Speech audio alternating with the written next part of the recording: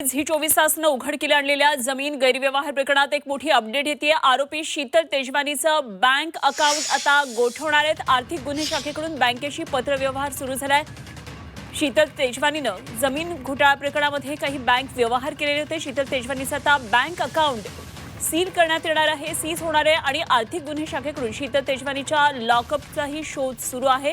त्याची चौकशी आता करण्यात येणार आहे। यामध्ये शीतल तेजवानीचे 3 बँक अकाउंट असल्याचं कळतं, ते सीज करण्यात येणार आहेत। आणखी सविस्तर तपशील जाणून घेऊया। आमचे प्रतिनिधी निलेश खरमरे सध्या आपल्या बरोबर आहेत। निलेश, शीतल तेजवानीची बँक अकाउंट संदर्भात मोठी माहिती कळतीये, काय आणखी तपशील येत आहेत?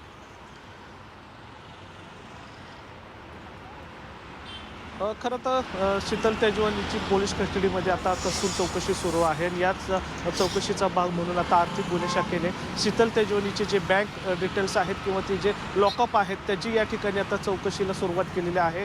काल सुट्ट्या असल्यामुळे त्यांनी बँकेचा व्यवहार जो आहे तो पूर्ण होऊ शकले नाही, मात्र बँकेला त्यांनी नोटिसा दिलेल्या आहेत की शीतल तेजवानीचे जे 3 अकाउंट आहेत त्याचे डिटेल्स आणि ते जे अकाउंट आहेत ते सीज करण्याची त्यांनी परमिशन या ठिकाणी मागितलेली आहे। त्यामुळं शीतल तेजवानीचे 3 अकाउंट आज सीज होणार आहेत आणि त्याचबरोबर तिचे जे लॉकअप आहेत त्याचा शोध या ठिकाणी आर्थिक गुन्हे शाखेच्या पोलिसांकडून घेतला जातोय, जेणेकरून जो व्यवहार झालेला आहे त्या व्यवहारामध्ये कोणासोबत ट्रान्झॅक्शन झालेलं आहे आणि कितीची देवाणघेवाण झालेली आहे याची माहिती जी आहे ते आता आर्थिक गुन्हे शाखेकडून सखोल या ठिकाणी करण्यात जाते आहे आणि त्याचाच भाग म्हणून आता शीतल तेजवानीचे 3 बँक अकाउंट जे आहेत ते आता आज सील होणार आहेत आणि 2 तिच्या बँक लॉकअप्स आहेत त्याचीसुद्धा या ठिकाणी आर्थिक गुन्हे शाखेकडून चौकशी आणि तपासणी सुरू असणार आहे, जेणेकरून जे वतनदार आहेत किंवा इतर जमिनीचे जे व्यवहार आहेत त्यांचा नेमका कशा प्रकारे या व्यवहार झालेला आहे याची माहिती जी आहे ते आता आर्थिक गुन्हे शाखेकडून घेतली जात आहे। बँक ट्रान्झॅक्शन किती कोणासोबत झालेले आहे याची माहितीसाठी आता आर्थिक गुन्हे शाखेने जे शीतल तेजवानीचे जे बँक आहेत त्याची डिटेल्स घ्यायला सुरुवात केलेली आहे।